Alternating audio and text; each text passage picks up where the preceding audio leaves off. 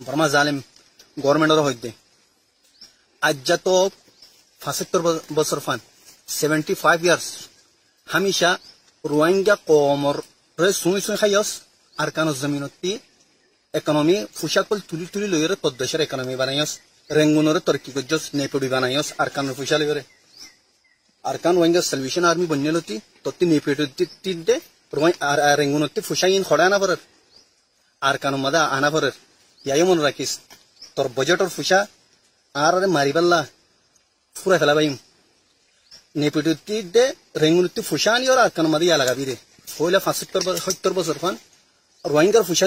নিজায়রে রেঙ্গুনরে তে নেপড়িরে বানাইয়স দে তরকি কিনজাস তোরা হিন্তিও তোর ইকোনমিও বরবাদ হই ফেলাই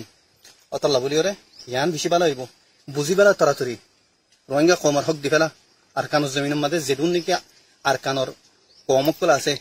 হারোগ্য কম সুন্দর করে তাই পারে বান যার হক তারে দি ফেলা ইয়ান মা তল্লা বালাই আছে।